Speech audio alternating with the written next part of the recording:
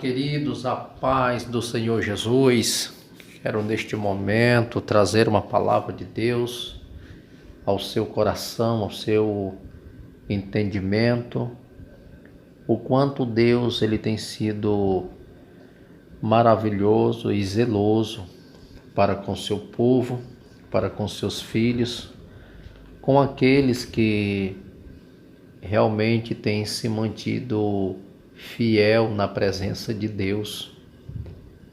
Nós observa em Jó 42, a partir do versículo 13, onde o Senhor tem falado profundamente aos seus servos, especificamente ao versículo 10, diz que o Senhor mudou a sorte de Jó quando este orava pelos seus amigos.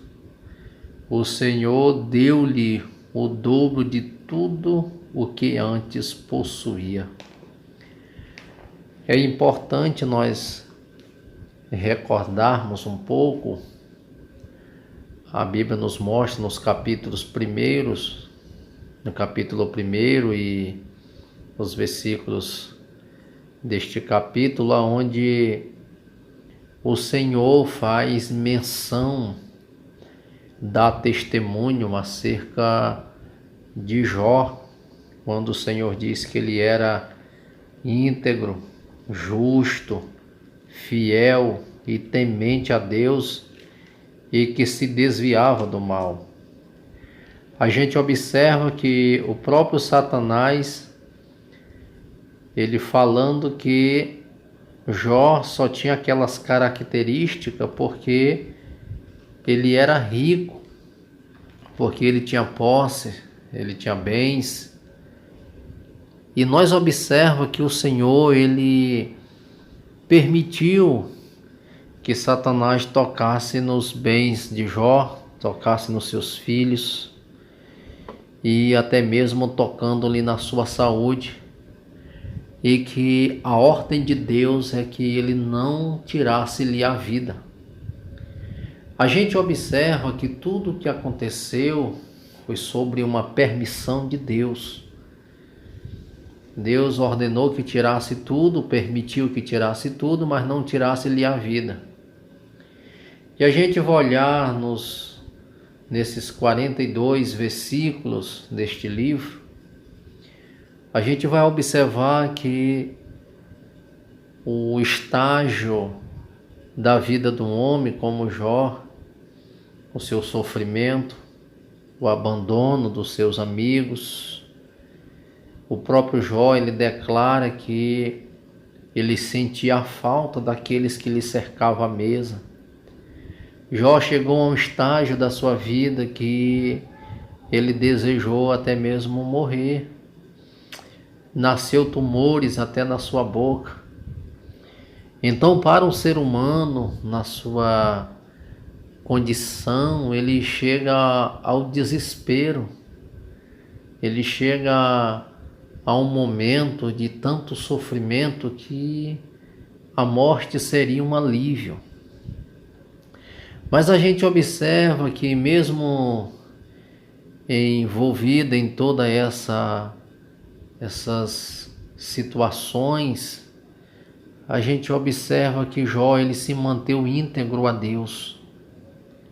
A integridade do homem, a fidelidade do homem a Deus, ela não deve nem pode consistir naquilo que ele possui.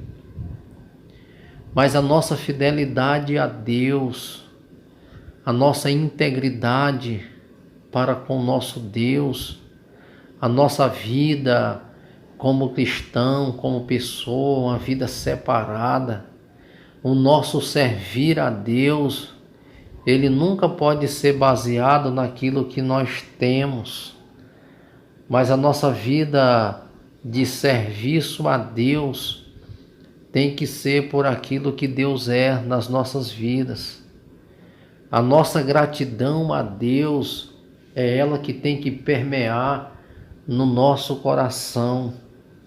Jamais nós querermos, de uma certa forma, servir a Deus pelo que temos, mas devemos servir a Deus por aquilo que Ele é. Satanás tentou desvirtualizar a fidelidade e a integridade de um homem que temia a Deus e que aprendeu a se desviar do mal. Não era pelos bens que tinha, não era pela posição que ele tinha diante da sociedade. Era um dos homens mais ricos do Oriente. Os bens, eles são resultado de um serviço a Deus, de uma fidelidade para com o Senhor. É resultado do nosso esforço de trabalho. É bênção de Deus na vida daqueles que realmente têm se esforçado pelo melhor. E isso pode se redundar em gratidão a Deus pelos bens que temos, pela condição que temos, pela posição alcançada, aquilo que temos almejado mediante um projeto que nós estabelecemos para trilharmos e alvejarmos chegar em lugares que geram para nós conforto. Isso é motivo de nós nos regozijar e de agradecer a Deus pelos bens que temos, pela família que temos. Mas Jó, ele era fiel a Deus não pelos bens. Jó era fiel a Deus por aquilo que Deus na verdade, na sua vida.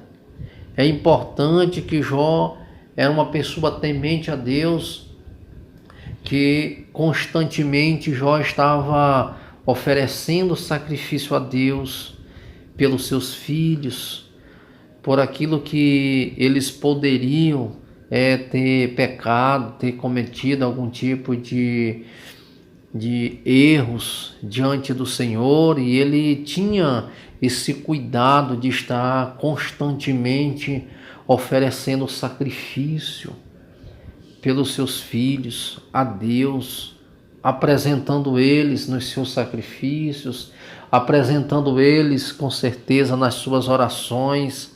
É um papel realmente do homem de Deus.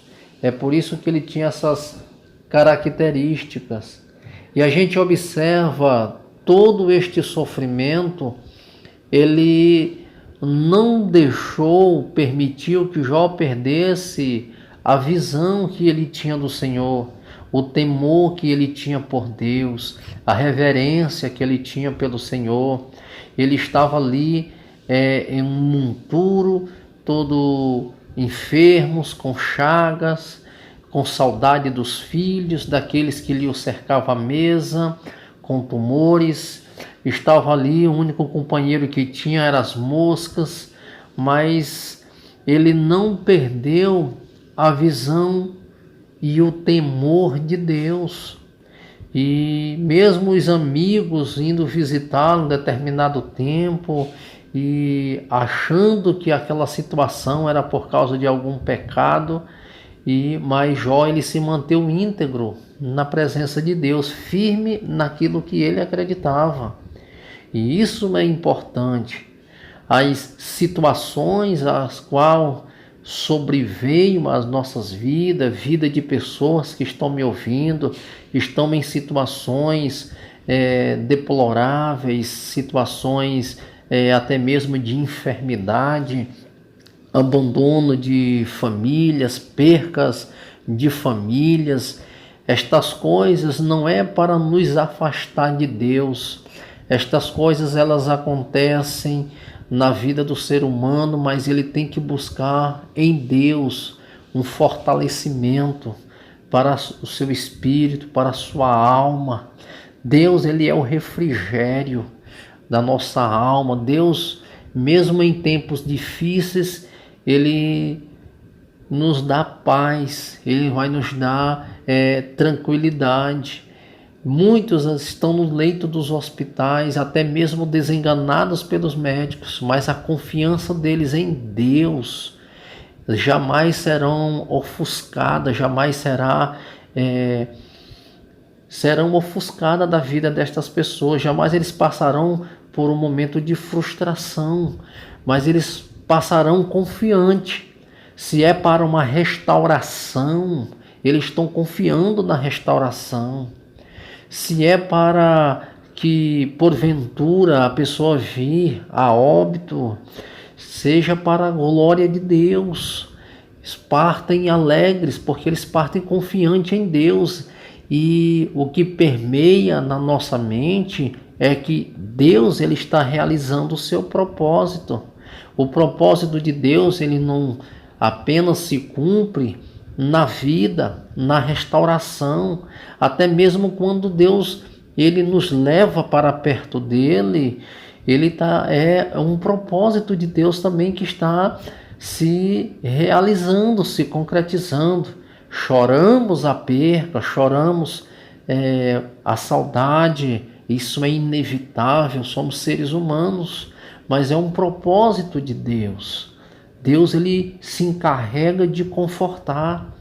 Com certeza, em alguns momentos, Jó, sentindo a saudade daqueles que o cercavam à mesa, a saudade dos filhos, Deus o confortava naquele momento de solidão, de abandono, de tristeza, a ponto de, no versículo de número 10, nós observamos que Deus ele restaura a sorte de Jó quando ele está orando pelos seus amigos.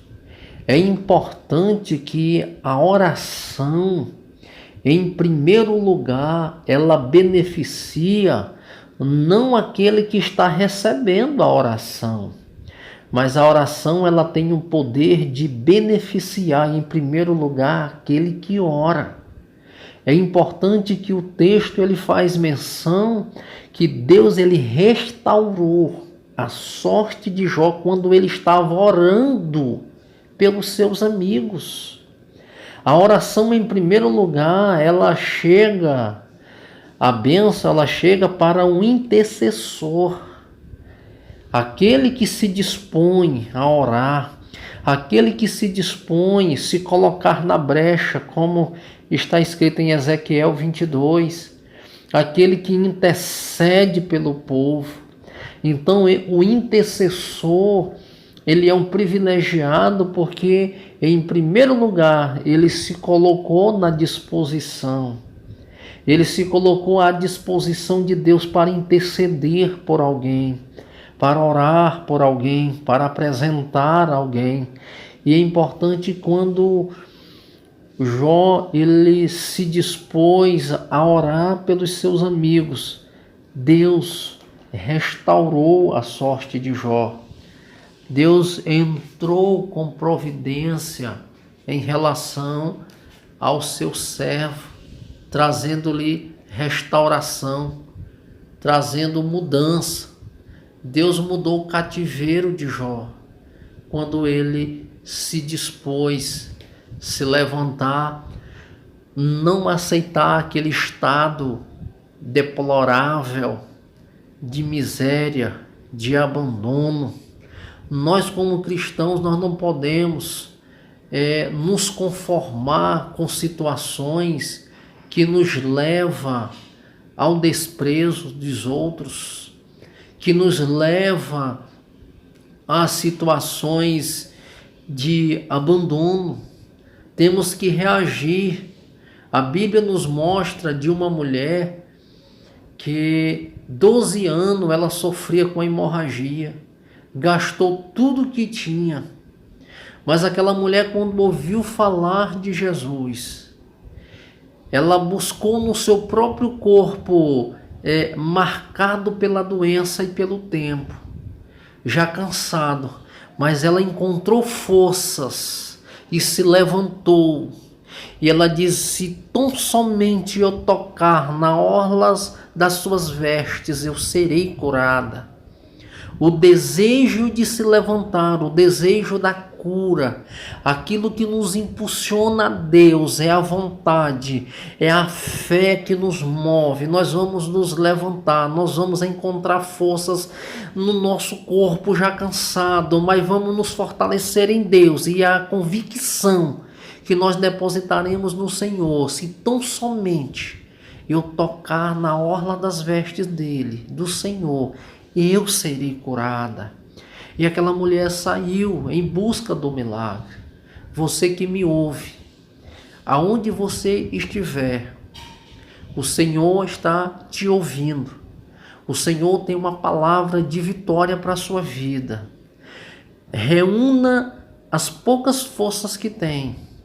Levante da onde está e comece a andar em busca do milagre, que o Senhor vai ao seu encontro. E quando você tocar na orlas da veste do Mestre, ele vai fazer questão que as pessoas ouçam o que você tem para falar acerca do milagre. Jesus disse: quem me tocou? Aquela mulher trêmula, mas ela disse: eu te toquei. Porque que a multidão, não entendendo o que estava acontecendo, ela disse: Senhor, há muitas pessoas aqui. As pessoas te tocam, as pessoas elas sufocam, elas estão uma aglomeração de pessoas. Como é que o Senhor pergunta quem te tocou? Porque o Senhor diz: eu senti que de mim saiu virtude. Eu senti que de mim saiu poder. É como se Jesus estivesse dizendo: eu senti que alguém mais do que vocês estava precisando de uma cura. Eu senti que alguém mais do que vocês precisava de um socorro, de um milagre. E a mulher trêmula, ela disse: foi eu que te toquei. Aquela mulher expressou, e aquela multidão inteira que estava ali, eles testemunharam de um milagre de Deus na vida daqueles que o buscam. Jesus, ele faz questão de com você participar do milagre. Ele poderia ter seguido viagem, porque a multidão aglomerava, a multidão cercava, mas ele faz questão de quando você recebe um milagre, que você testemunhe, que você declare. Jesus, ele faz questão que você abra a boca e diz: fui eu que fui ao seu encontro. Foi o meu desejo de mudança, foi a minha vontade, foi a minha necessidade que me conduziu até você. E mais do que os demais que estavam aí, a minha fé foi uma fé inabalável. Eu saí nesta busca, eu saí com esta convicção, com esta certeza.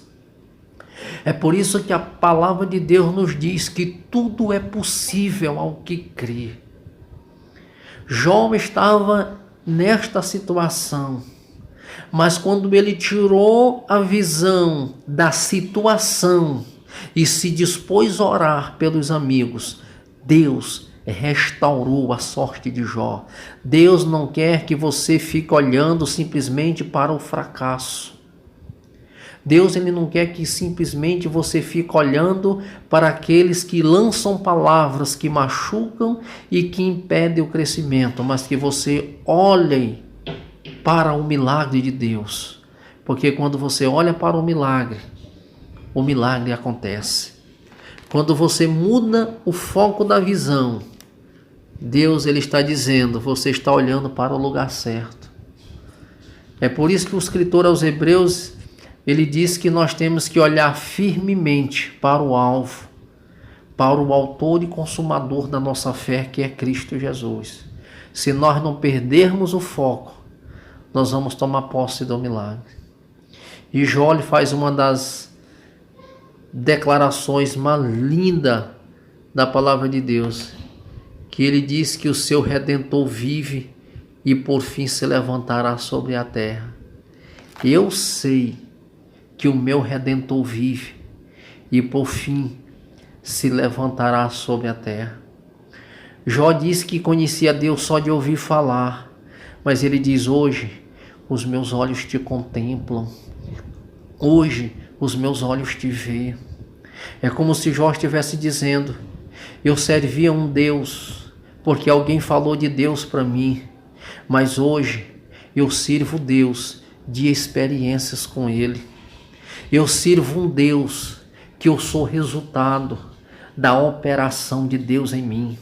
Hoje eu posso testemunhar que sou testemunha ocular, que Deus restaura, que Deus devolve, que Deus restitui. Você precisa ter essas experiências e contar as suas próprias experiências. Deus nos chamou não para estarmos contando experiências dos outros, mas para vivermos as nossas próprias experiências. Para nós termos as nossas próprias lições, os nossos próprios aprendizados com Deus. Deus chamou você que me ouve para que você conte o milagre que Deus fez na sua vida. É através do testemunho do milagre que Deus fez na sua vida que Deus ganhará outros. Que você será enviado a outros e contará o que Deus fez por você. E através da sua história, outros terão uma